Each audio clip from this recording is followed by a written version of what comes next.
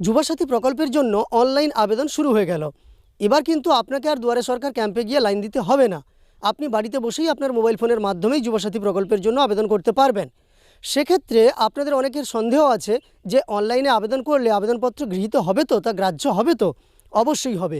আমি এই ব্যাপারে কল করেছিলাম। আমি কল রেকর্ডিংটা প্রথমেই আপনাদের শোনাবো, তারপর form fill up step by step দেখাবো যে যুবসাথী প্রকল্পের জন্য অনলাইনে আবেদন করলেও সেই আবেদনপত্র গৃহীত হবে। আপনি প্রত্যেক মাসে ১,৫০০ টাকা করে আর্থিক সুবিধা পেয়ে যাবেন এবং ৫ বছরের জন্য এই আর্থিক সুবিধা পাবেন। এক্ষেত্রে আরও একটা কথা জানিয়ে রাখি, যদিও অফিসিয়ালি জানানো হয়েছে কৃষক বন্ধুরা বা যে কোনো সামাজিক সুরক্ষা প্রকল্পের যারা সুবিধা পাচ্ছেন তারা আবেদন করতে পারবেন না এই যুবসাথী প্রকল্পের জন্য। আর এক্ষেত্রে অনলাইনে যারা কৃষক বন্ধু প্রকল্পের মাধ্যমে ছোট কৃষক মাত্র ৪,০০০ টাকা বছরে আর্থিক সুবিধা পেয়ে থাকেন, তারা আবেদন করে দিতেই পারেন। আবেদনপত্র গৃহীত হোক বা না হোক, আবেদনপত্র তো আপনি জমা করতে পারবেন।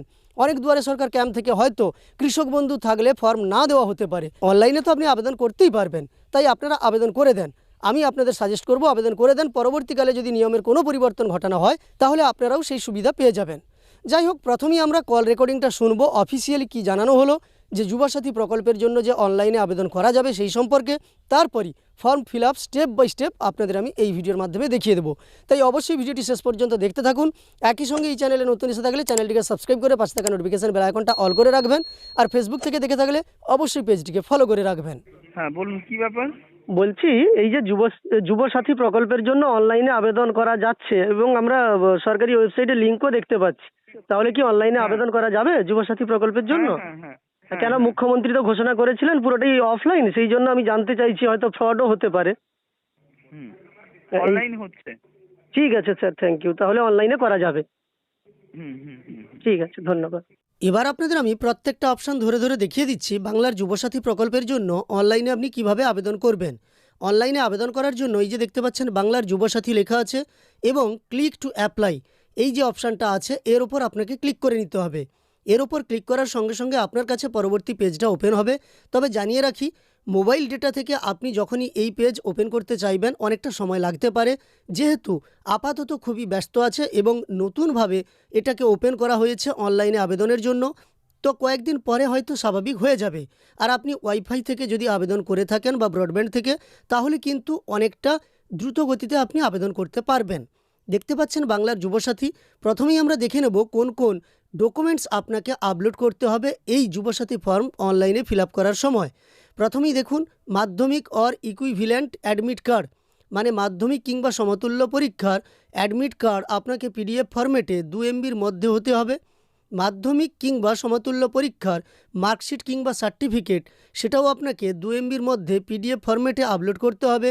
কপি অফ আধার কার্ড, আধার কার্ডের কপি, সেটাও পিডিএফ ফরম্যাটে 2 MBর মধ্যে আপলোড করতে হবে। Copy of voter card, voter কার্ডের একটি কপি আপনাকে 2 MBর মধ্যে পিডিএফ ফরম্যাটে আপলোড করতে হবে। একই সঙ্গে ফার্স্ট পেজ অফ পাসবুক, অর্থাৎ ব্যাংকের পাসবইয়ের প্রথম পাতা, সেটাও 2 MBর মধ্যে পিডিএফ ফরম্যাটে আপলোড করতে হবে। একই সঙ্গে copy of SC ST OBC certificate, if SC ST OBC, মানে যদি আপনি SC ST OBC হয়ে থাকেন তাহলে তার সার্টিফিকেটও পিডিএফ ফরম্যাটে 2 MBর মধ্যে আপনাকে আপলোড করতে হবে। বর্তমানে বা রিসেন্ট পাসপোর্ট সাইজ একটি ফটোগ্রাফ আপনাকে জেপিজি কিংবা PNG ফরম্যাটে 1 MBর মধ্যে এখানে আপলোড করে দিতে হবে। সিগনেচার আপনার অবশ্যই আপলোড করতে হবে 1 MBর মধ্যে জেপিজি কিংবা PNG ফরম্যাটে। এগুলো আপনি আগে থেকে রেডি করে রাখবেন, তাহলেই ফর্ম ফিল আপ করতে সুবিধা হবে। এবং একটি ভ্যালিড মোবাইল নম্বর চাই, যে মোবাইল নম্বরের মাধ্যমে ওটিপি কিংবা সিক্রেট পিন আপনাকে পাঠানো হবে। এছাড়াও কমিউনিকেশনের পারপাসে এই মোবাইল নম্বরটিকে ব্যবহার করা হবে। এরপর আপনাকে অ্যাপ্লাই অনলাইন এর ওপর ক্লিক করে নিতে হবে। অ্যাপ্লাই অনলাইনের ওপর ক্লিক করলে পরবর্তী পেজটা আপনার কাছে ওপেন হয়ে যাবে। এখানে আসার পর আপনাকে অ্যাপ্লিক্যান্ট লগইন বলে লেখা আছে। প্রথমে আপনার মোবাইল নম্বরটা দিয়ে দিতে হবে, তারপর এই ক্যাপচা কোডটা দিয়ে দিতে হবে এবং ক্যাপচার ঘরে দেওয়ার পর গেট ওটিপি বা সিক্রেট পিন এর ওপর ক্লিক করে নিতে হবে। তখনই আপনার কাছে ওটিপি কিংবা সিক্রেট পিন আসবে।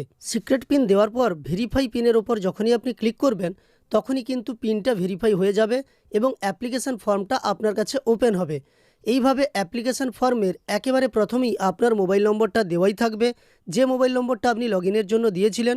তারপর আধার নম্বর আপনাকে বসিয়ে নিতে হবে। তারপর এখানে দেখতে পাচ্ছেন beneficiary name as in MP or equivalent exam, অর্থাৎ মাধ্যমিকের অ্যাডমিট অনুযায়ী আপনি আপনার প্রথম নাম, মাঝের নাম যদি থেকে থাকে দিয়ে দেবেন, তারপর লাস্ট নাম এটাও লিখে দেবেন।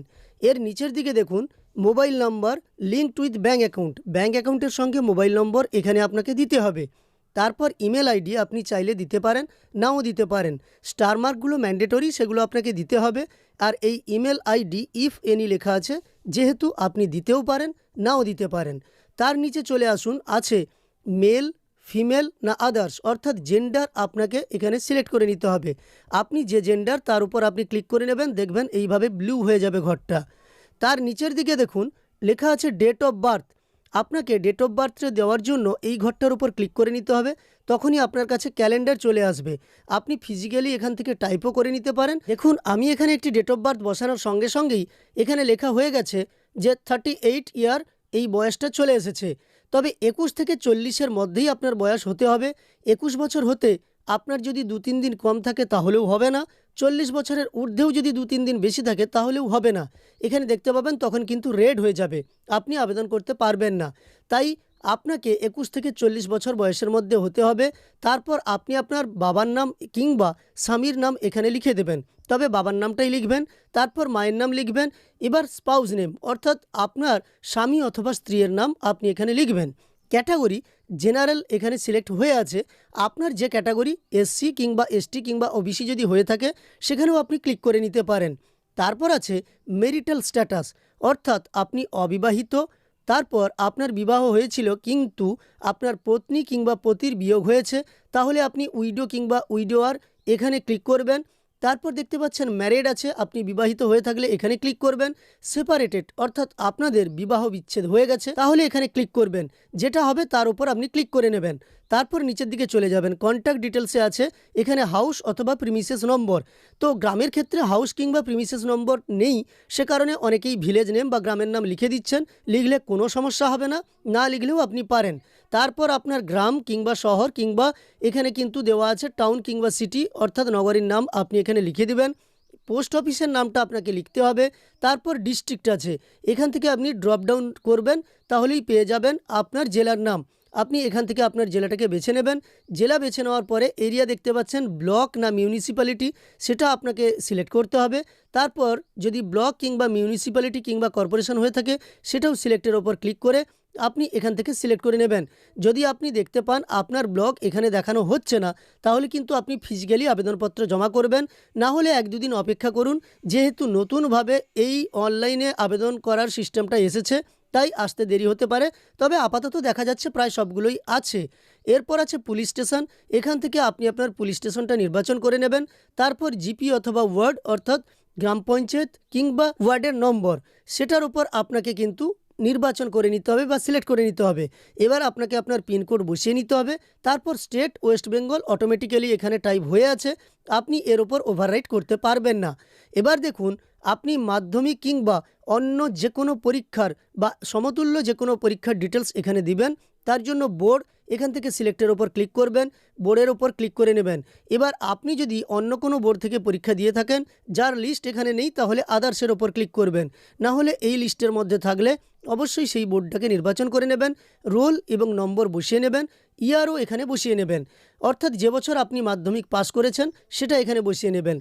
ঠিক তারপরেই আছে এডুকেশনাল কোয়ালিফিকেশান হাইয়েস্ট, আপনি সর্বাধিক কতদূর পড়াশোনা করেছেন। যদি মাধ্যমিক হয়ে থাকে মাধ্যমিক কিংবা এইচএস কিংবা গ্র্যাজুয়েশন এমএ, আপনি আপনার সর্বোচ্চ শিক্ষাগত যোগ্যতা এখানে দিতে পারেন।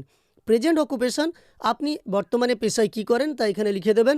যেমন ধরুন আপনি যদি টিউশন করে থাকেন তাহলে টিউশন লিখে দিবেন। এইভাবে আপনি আপনার পেশাটা লিখে দেবেন। এরপর আছে ব্যাংকের সমস্ত ডিটেলস আপনাকে দিতে হবে। যে ব্যাংকের সঙ্গে আধার লিঙ্কড আছে সেই ব্যাংকের সমস্ত তথ্য আপনি দিবেন। প্রথমে ব্যাংকের নাম লিখবেন, ব্যাংক ব্রাঞ্চের নাম তারপর আপনি লিখে দিবেন, ব্যাংক অ্যাকাউন্টের নম্বর দিয়ে দেবেন, আইএফএসসি কোডটা এখানে বসিয়ে নেবেন। এইগুলো কিন্তু ঠিকঠাকভাবে ফিল আপ করবেন। এরপরই লেখা আছে আপনি অন্য কোনো সরকারি সহায়তা পান কিনা। কোনো সরকারি আর্থিক সুবিধা যদি আপনি পেয়ে থাকেন তাহলে এখানে আপনাকে ইয়েস করতে হবে, না হলে নো করবেন। তবে আপনি যদি কোনো স্কলারশিপ মানে শিক্ষাগত কোনো স্কলারশিপ যেমন বিবেকানন্দ স্কলারশিপ, কন্যাশ্রী, শিক্ষাশ্রী ইত্যাদি যদি কিছু পেয়ে থাকেন এডুকেশনাল বেনিফিট, সেগুলোর ক্ষেত্রে কোনো সমস্যা নেই, ইয়েসে ক্লিক করবেন। ক্লিক করার পরে আপনি কোন স্কলারশিপ পেয়ে থাকেন বা কোন সরকারি সহায়তা পেয়ে থাকেন সেটা এখানে ডিটেলস লিখে দেবেন। কিন্তু অন্য কোনো সরকারি আর্থিক সহায়তা পেয়ে থাকলে তাহলে আপনি কিন্তু যুবসাথী পাবেন না, আগেই বলা হয়েছে। তাই এখানে আপনাকে নো করতে হবে। নো করলে এ ঘরটা অটোমেটিক চলে যাবে। এরপর সেভ বেসিক ডিটেলস এর ওপর ক্লিক করতে হবে। এর ওপর ক্লিক করার সঙ্গে সঙ্গে ফর্মের বাকি অংশটা চলে আসবে।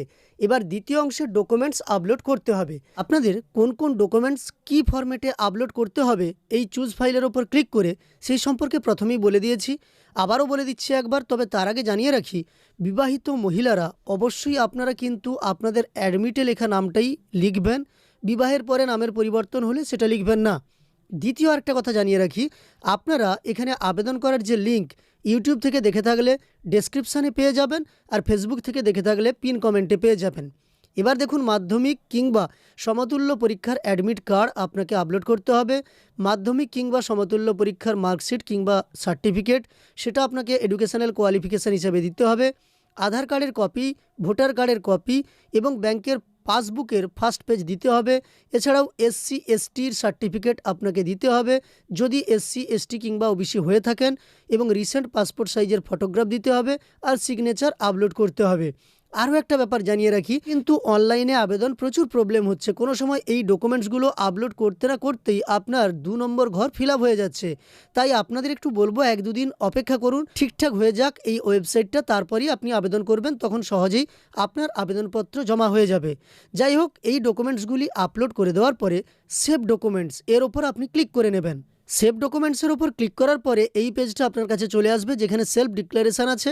তার বাম দিকে যে চেকবক্সটা আপনি দেখতে পাচ্ছেন, এই চেকবক্সে আপনি অবশ্যই চেক করে নেবেন। তখনই কিন্তু ফাইনাল সাবমিশন হবে, এবং ফাইনাল সাবমিট এর ওপর আপনি ক্লিক করে নেবেন। ফাইনাল সাবমিটের ওপর ক্লিক করলে আপনাকে এইভাবে একটা অ্যাপ্লিকেশান ফর্মের নম্বর দিয়ে দেওয়া হবে, অ্যাপ্লিকেশান আইডি বলে। এই আইডিটা আপনি স্ক্রিনশট রেখে দেবেন কিংবা লিখে রাখবেন।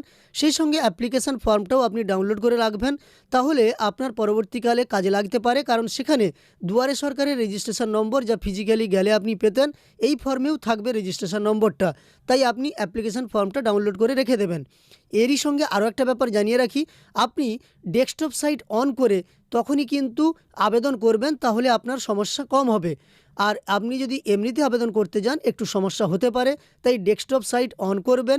একই সঙ্গে একটু দেরিতে যুবসাথী প্রকল্পের জন্য অনলাইনে আবেদন করবেন। আশা করি আপনারা প্রত্যেকটা অংশ বুঝতে পারলেন যুবসাথী প্রকল্পের জন্য কিভাবে অনলাইনে আবেদন করবেন, কোন কোন ডকুমেন্টস লাগবে। আপনি আবেদনপত্র এইভাবেই জমা করতে পারবেন। আবেদন করার পরে আপনাকে একটা নম্বর দেওয়া হবে। তাছাড়াও আপনি অ্যাপ্লিকেশান ফর্মটা ডাউনলোড করে রেখে দিতে পারেন, পরবর্তীকালে এটা আপনার কাজে লাগবে। এরপরেও আপনার যদি কোনো প্রশ্ন থেকে থাকে অবশ্যই কমেন্টে জানাবেন। আর জানিয়ে রাখি, আপনাদের জন্য আমি ডেসক্রিপশান বক্সেও লিঙ্কটা দিয়ে রাখবো। একই সঙ্গে যারা ফেসবুক থেকে দেখছেন তাদের জন্য পিন কমেন্টে লিঙ্কটা দিয়ে রাখবো, সেখান থেকে সরাসরি আপনারা আবেদন করে দিতে পারবেন। তো আপনার মন্তব্য কমেন্টে জানানোর সঙ্গে সঙ্গে ভিডিওটি ভালো লাগলে একটি লাইক করবেন। একই সঙ্গে এই ধরনের তথ্য আরও পাওয়ার জন্য চ্যানেলটিকে সাবস্ক্রাইব করে পাশে থাকা নোটিফিকেশন বেল আইকনটা অল করে রাখবেন। ফেসবুক থেকে দেখে থাকলে অবশ্যই পেজটিকে ফলো করে রাখবেন।